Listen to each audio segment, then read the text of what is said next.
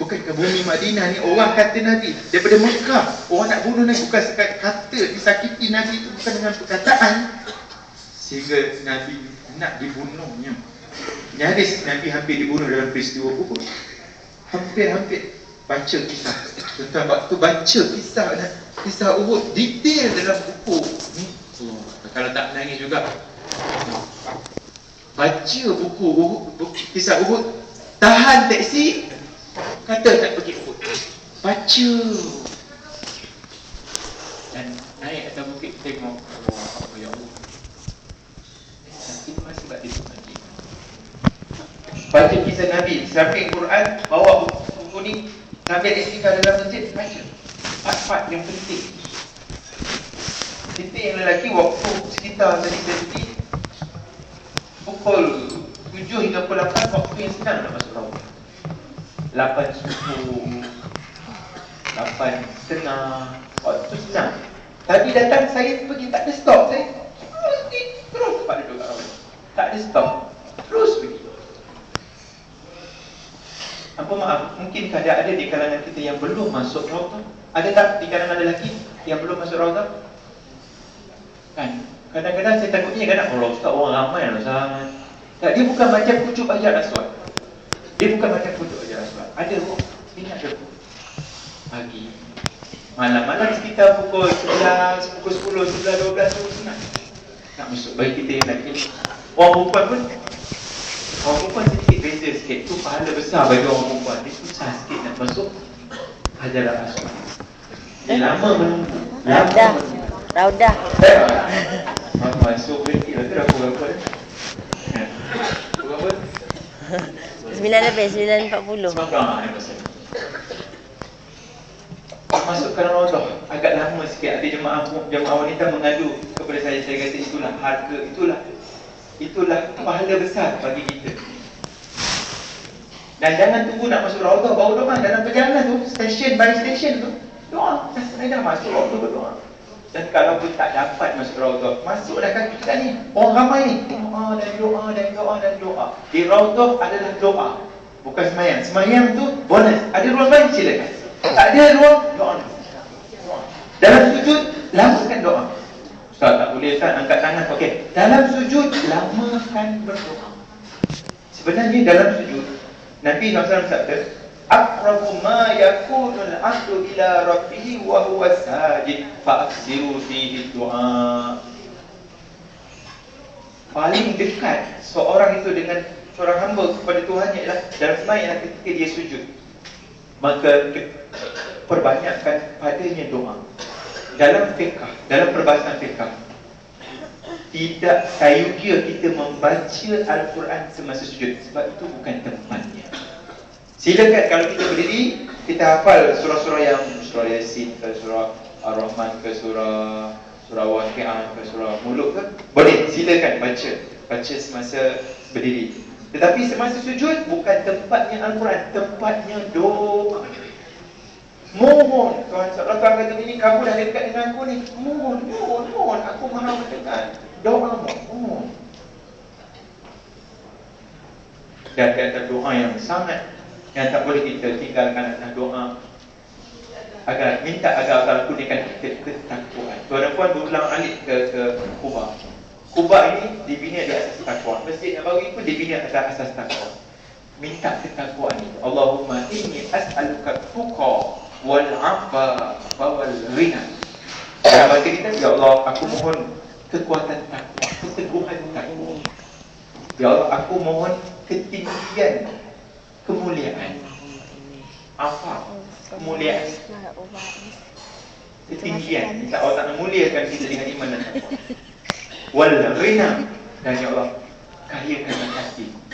Kurniakanlah kami kekayaan yang sebenar. Setelah kita merasai, sudah pun merasai kekayaan dari segi keduniaan, hati ini tidak puas. Ya Allah, kami mendapatkan kekayaan yang sebenar. Kurniakan kekayaan sebenar itu ialah kekayaan jiwa. Nabi SAW bersabda, laisal ghina an kasratil arad. Bukanlah kekayaan itu dengan banyaknya mata benda, banyaknya rumah sewa, banyaknya wang ringgit, bukan.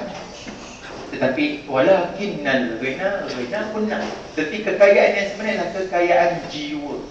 Tuan dan puan, kita semua dah alhamdulillah sudah merasai, bahkan sedang menikmati kekayaan dunia. Mari kita tambahkan kekayaan jiwa, kekayaan hati, kekayaan akhirat.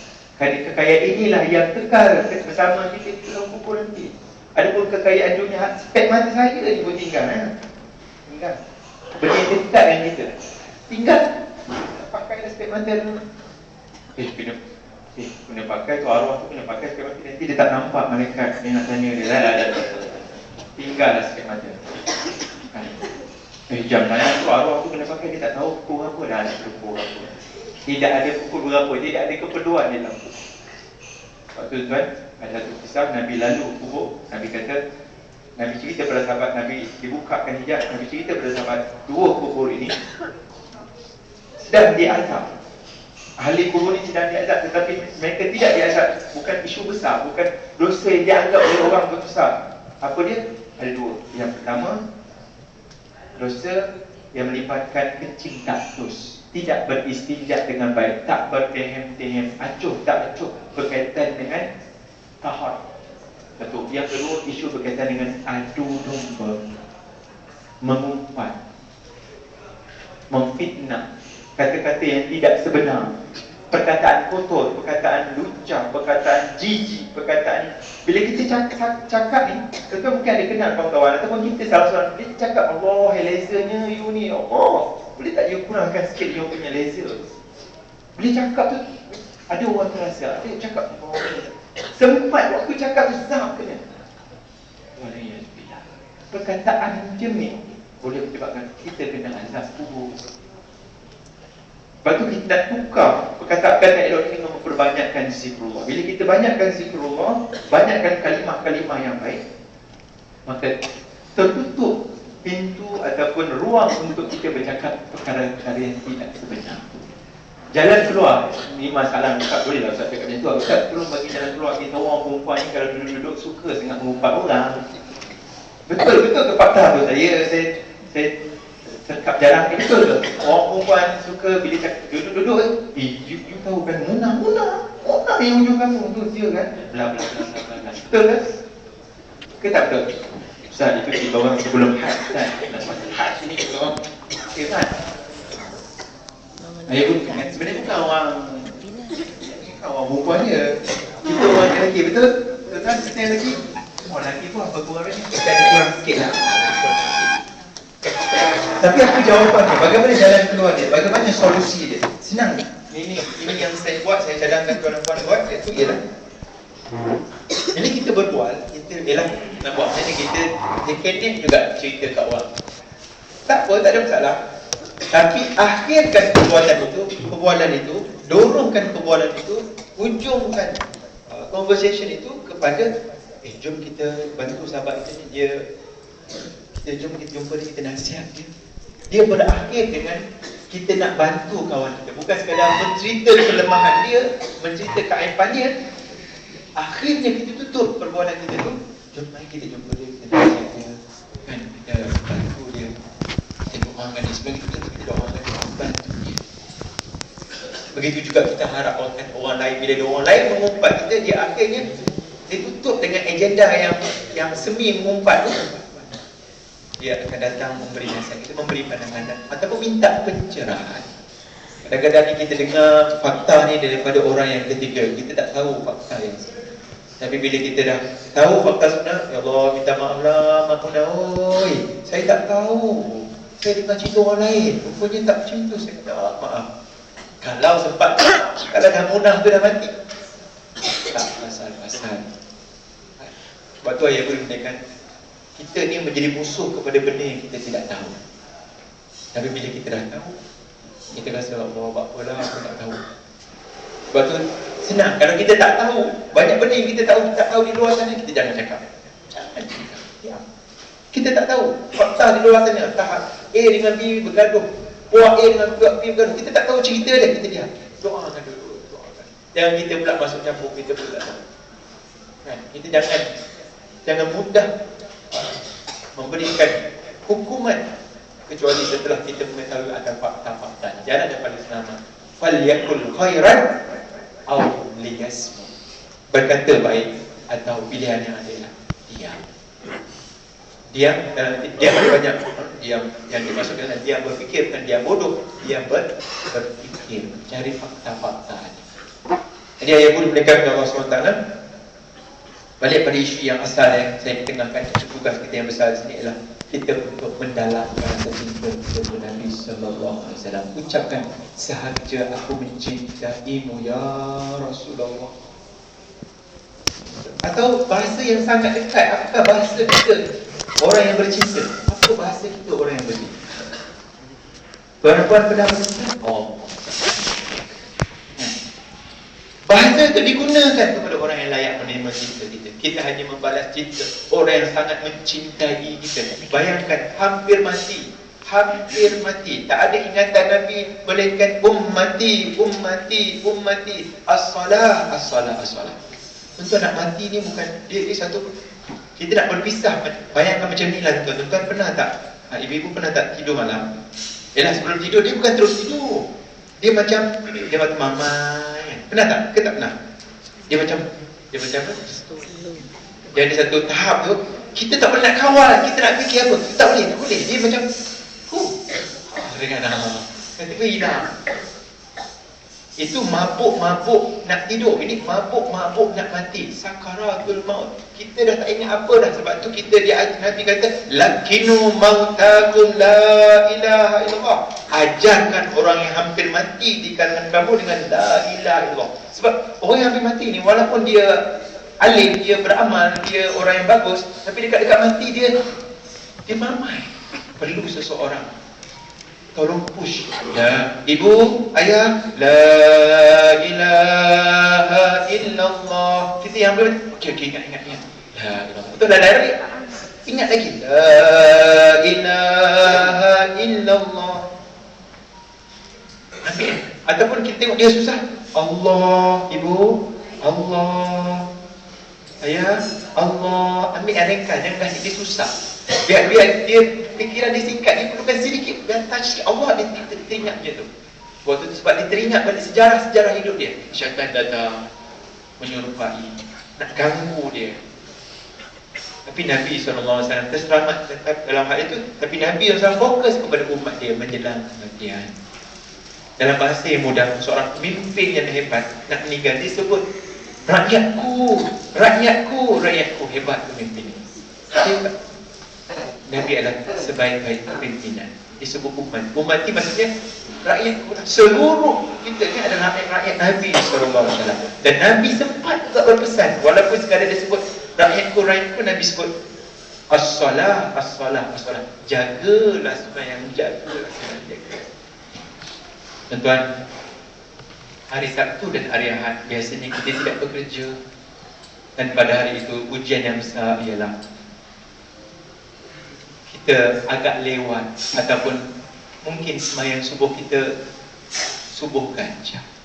Sebab tu selalu kita muhasabah diri kita ni selama ni sembahyang subuh kerana kerja ke kenapa sebenarnya? Hari Senin sampai Jumaat memang bangun awal kita.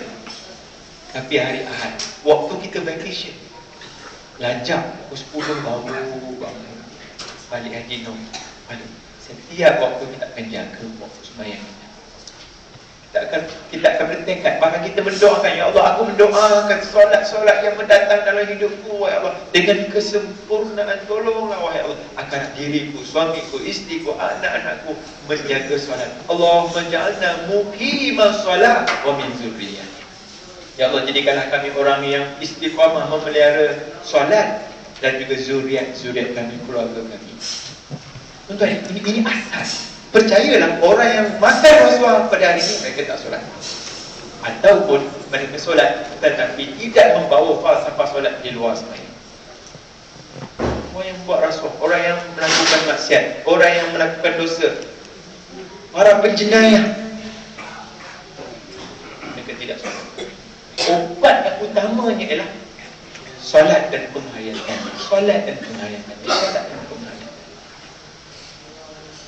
Lepas tu, kalaulah sesuai saya cadangkan sini, mungkin di sini ada korporat besar, sesuai sangat di highway kita di Malaysia. Satu billboard yang besar, perkataan yang sesuai, perkataan yang simple yang menggambarkan pentingnya solat. Sudahkah anda bersolat? Kan perkataan-perkataan macam tu.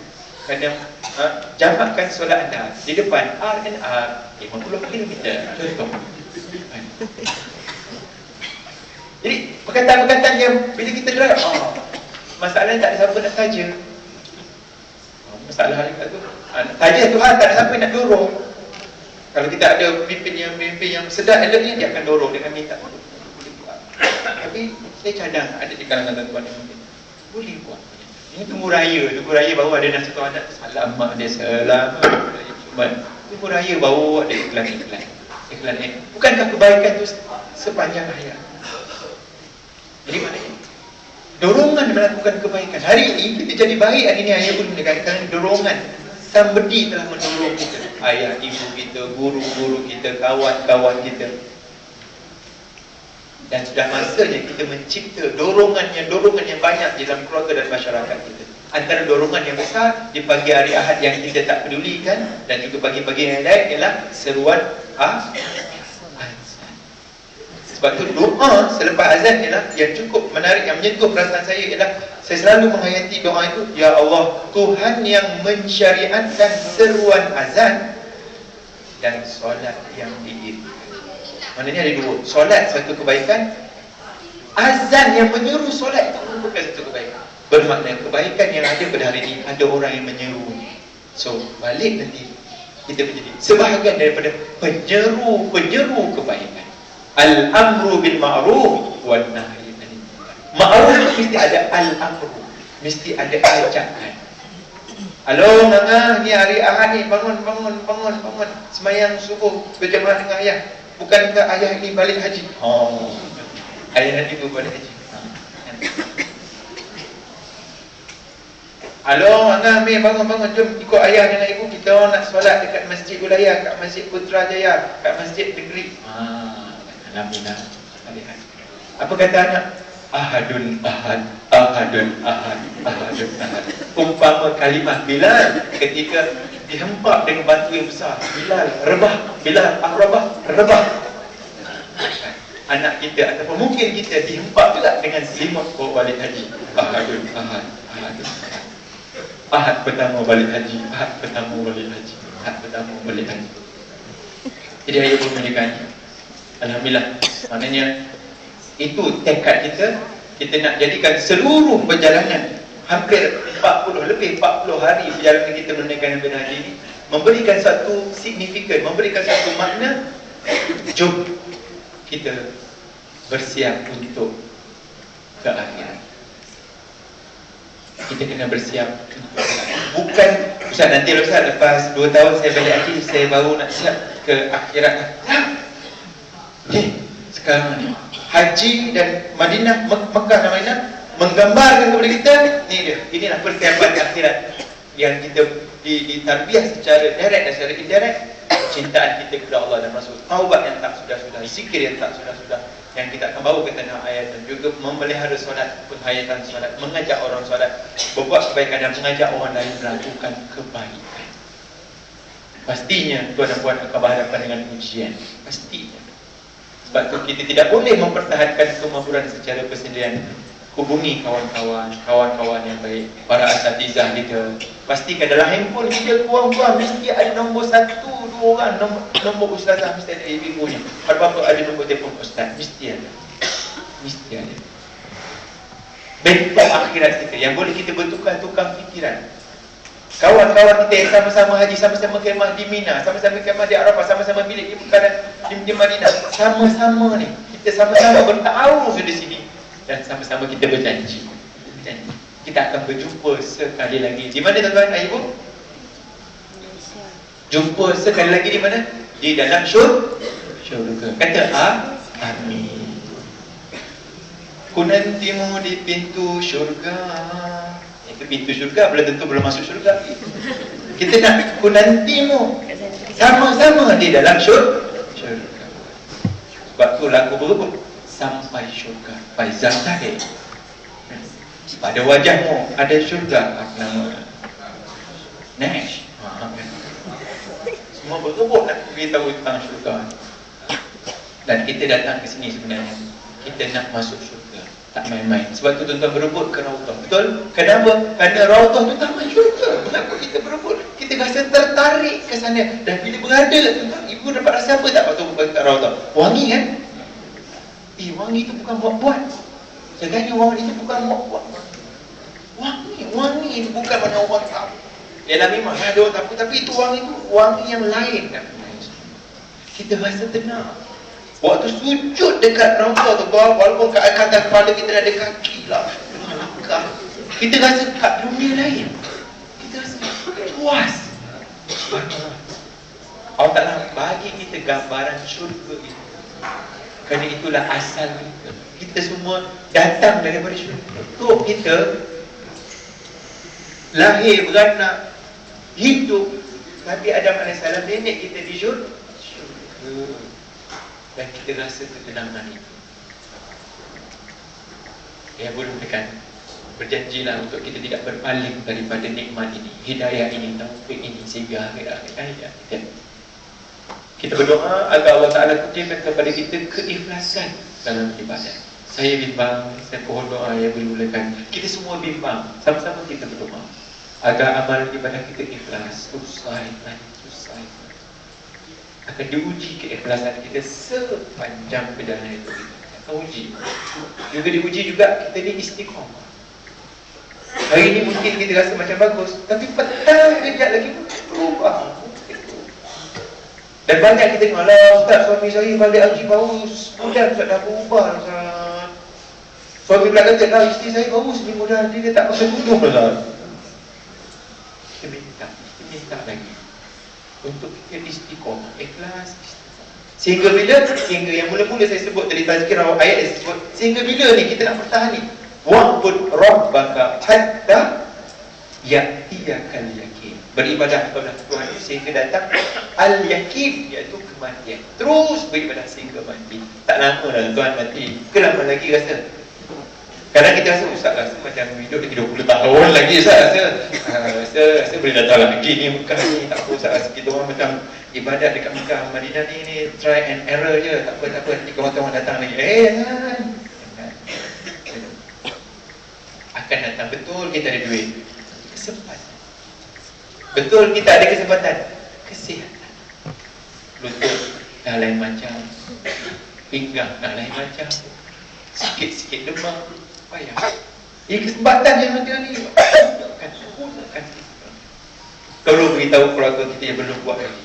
Tolong beritahu kepada keluarga kita yang belum buat umrah. Kawan-kawan, teman-teman kita yang kita tahu dia layak, jangan bertanggung untuk mencari ilmu tentang haji dan umrah, untuk memahami berkaitan dengan fardu ain dan datang ke sini mencari makna kehidupan, iaitu sebagaimana disebut dalam suatu nasyid, nun di sana cinta-cinta kita, ya akhirat namanya, di dunia ini bukan tempat tinggal, di sini hanya sebentar, tidak kekal.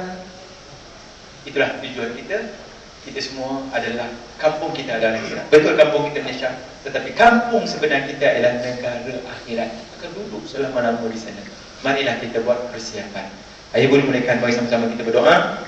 Mudah-mudahan ada dua kalangan yang berdoa. Doa tuan dan puan ayah boleh mulakan, dimakbulkan oleh Allah, dan semua doa kita dengan asbab tersebut dimakbulkan oleh Allah, diampunkan oleh Allah, dan dirahmati oleh Allah Subhanahu wa taala. A'udzubillahi minasyaitonir rajim. Bismillahirrahmanirrahim. Alhamdulillahirabbil alamin. Wassalatu wassalamu ala asyrafil anbiya'i wal mursalin wa ala alihi wa sahbihi ajma'in. Allahumma salli wa sallim ala sayyidina Muhammadin fil awwalin, wa salli wa sallim ala sayyidina Muhammadin fil akhirin, wa salli wa sallim ala sayyidina Muhammadin fil mala'il a'la ila yaumiddin. Allahumma salli ala Sayyidina Muhammad tibbil qulubi wa dawaiha wa afiyatil abdani wa shifaiha wa nuril absari wa dhiyaiha wa ala alihi wa sahbihi wa sallim. Na'udzu bi'izzatillahi wa qudratihi min syarri ma najidu wa nuhadir. Bismillahirrahmanirrahim. Bismillahil kafi. Bismillahil wafi. Bismillahi rabbis samawati wal ardh. Bismillahilladzi la yadurru ma'asmihi syai'un fil ardi wala fis samai wa huwas samiul alim.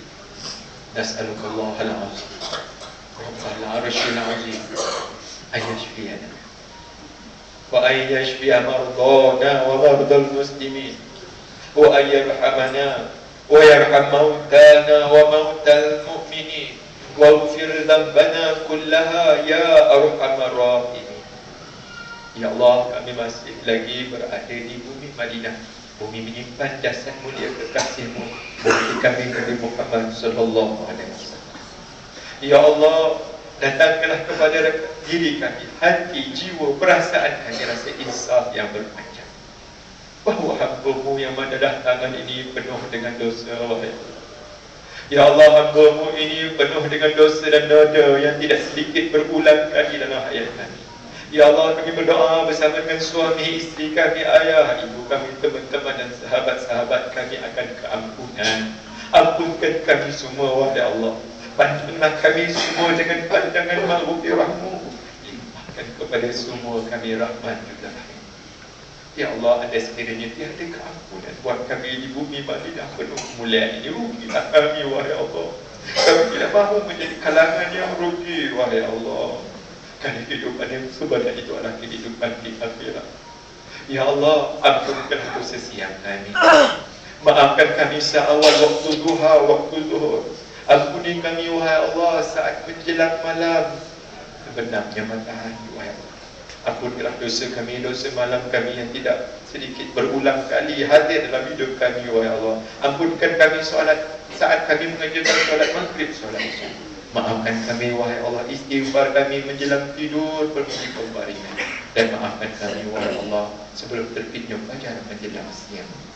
Ya Allah, hidupkan kami bersama hamba-hamba-Mu yang soleh. Kelak nanti matikan kami bersama hamba-hamba-Mu yang beriman. Rabbana atina fid dunya hasanah wa fil akhirati hasanah wa qina adzabannar. Ya Allah, kami mendoakan keampunan dan rahmat buat kedua orang tua kami, wahai Allah. Ya Allah, ampunkan ayah dan ibu kami, wahai Allah.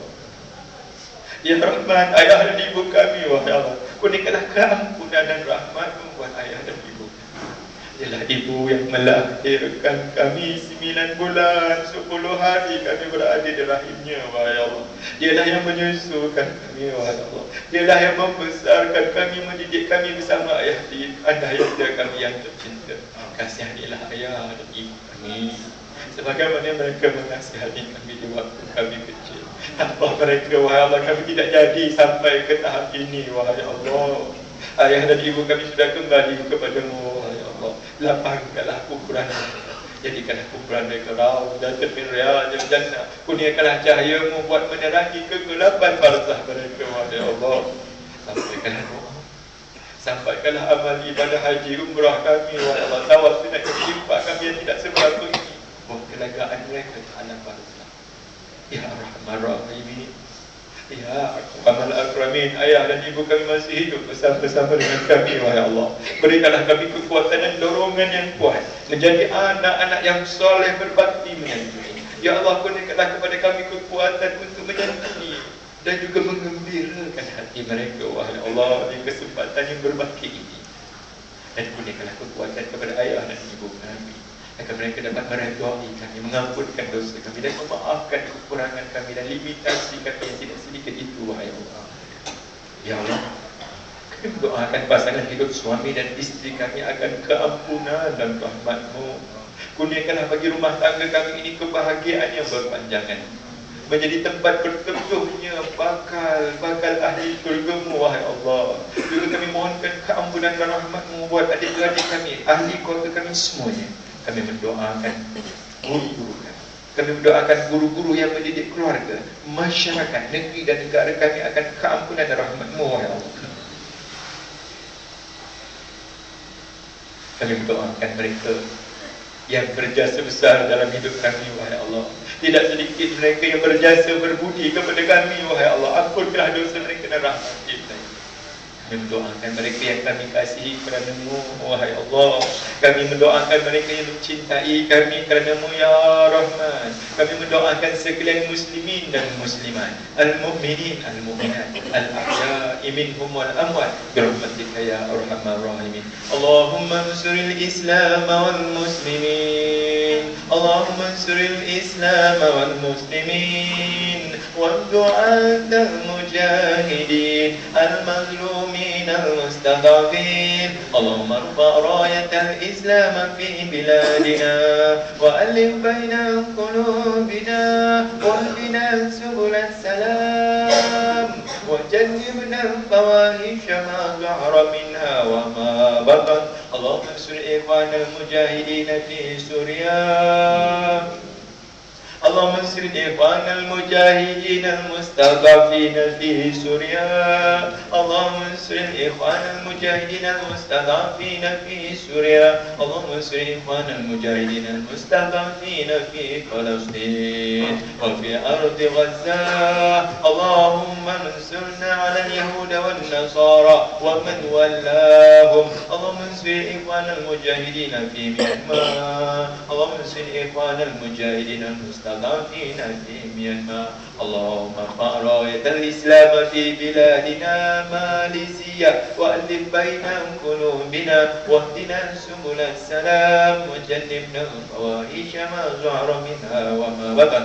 اللهم اجعل حجنا حجا مبرورا وسعينا سعيا مشكورا وذنوبنا ذنوبا مغفورا وعملنا عملا صالحا مقبولا وتجارتنا تجارة لن تبور. يا رحيم يا غفور يا ذا الجلال والإكرام. اللهم إنا نسألك التقى والعفاف والغنى. اللهم إنا نسألك علما نافعا ورزقا واسعا وشفاء من كل داء وسقم.